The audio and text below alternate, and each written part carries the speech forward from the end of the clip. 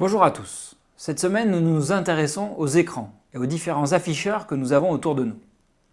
Nous sommes entourés quotidiennement d'écrans, que ce soit l'écran d'ordinateur, de calculatrice, de montres digitales, de smartphones ou encore de télévision.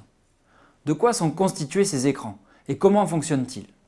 Pour commencer cette immersion dans la physique des écrans, je vous propose de revenir sur l'expérience du teaser qui va nous montrer une propriété étonnante des écrans. L'expérience est toute simple. Elle consiste à prendre des lunettes 3D, mais en les utilisant à l'envers. Si vous les positionnez devant un écran d'ordinateur, par exemple, et que vous les faites tourner, pour un certain angle, on ne voit plus rien. La lumière qui provient de l'écran est coupée, bloquée, à cause des lunettes 3D. Surprenant, non? Avant de comprendre les raisons de ce résultat, revenons sur l'anatomie d'un écran standard.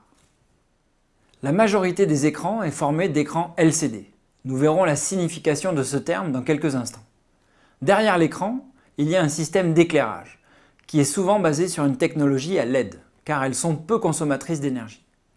Il y a ensuite un diffuseur, qui permet d'avoir une lumière uniforme. Cette lumière va ensuite éclairer ce qu'on appelle la matrice ou l'écran LCD. De quoi est constituée cette matrice LCD? Pour le savoir, je vous propose de faire une autre expérience. Afin de voir la structure de la matrice LCD, nous allons déposer une goutte d'eau sur un écran. Ici, il s'agit d'un écran de smartphone. Nous voyons alors apparaître des structures en ligne. Redéposons une goutte pour voir à nouveau ce quadrillage. En zoomant davantage, on peut mettre en évidence des petits rectangles colorés, bleu, vert et rouge. Nous venons donc de mettre en évidence la structure des écrans LCD. En zoomant davantage, on peut remarquer qu'il y a des petits rectangles, un vert, un rouge, un bleu, que l'on voit encore mieux avec une image au microscope. Une structure constituée de ces trois petits rectangles bleu, rouge, vert représente un pixel. C'est l'élément de base d'un écran LCD. Pour une même taille d'image, la qualité de l'image, on le sait, dépend du nombre de pixels, et donc de leur taille. Sur l'image du haut, il y a plus de pixels que sur l'image du bas. Les pixels sont donc plus petits en haut. La qualité d'image est donc nettement meilleure en haut. Sur l'image du bas, les pixels sont 4 fois plus gros et la qualité d'image n'est pas très bonne. Comment sont formées des lettres ou des schémas sur un écran? Pour cela, zoomons sur une partie, le M ici. Les lettres sont donc formées de pixels éteints en noir et le blanc est formé de pixels allumés, avec un sous-pixel vert, un sous-pixel rouge et un sous-pixel bleu allumé. Bien sûr, si l'objet est rouge, alors l'écran n'aura que des sous-pixels rouges allumés. Le sous-pixel vert et le sous-pixel bleu seront éteints. Le mot pixel vient de Picture Element. Nous l'avons vu, chaque pixel est divisé en 3 sous-pixels. Un vert, un rouge et un bleu. Avec ces 3 couleurs, on peut ainsi former l'ensemble des couleurs du spectre visible, en les associant. Comme ils sont suffisamment petits, l'œil ne distingue pas un sous-pixel, mais uniquement l'association de ces sous-pixels. Si les 3 sous-pixels vert, rouge et bleu sont allumés en même temps, alors l'œil, on l'a vu, verra un pixel blanc. Et non 3 sous-pixels vert, rouge et bleu.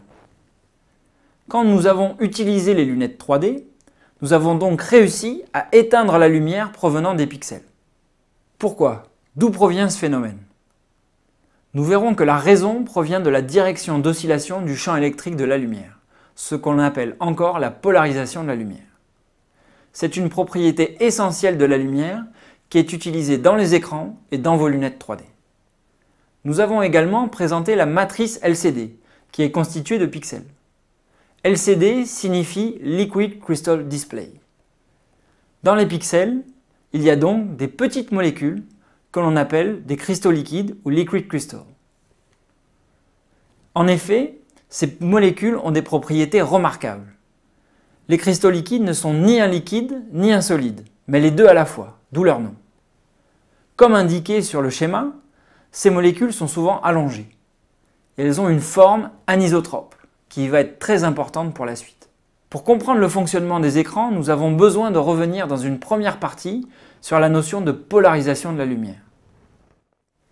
Vous comprendrez ainsi comment fonctionnent vos lunettes 3D et cela nous permettra de comprendre l'expérience du teaser. Dans une deuxième partie, nous nous intéresserons à la propagation de la lumière dans un milieu anisotrope, comme le sont les cristaux liquides. Nous verrons alors qu'il est possible de voir double.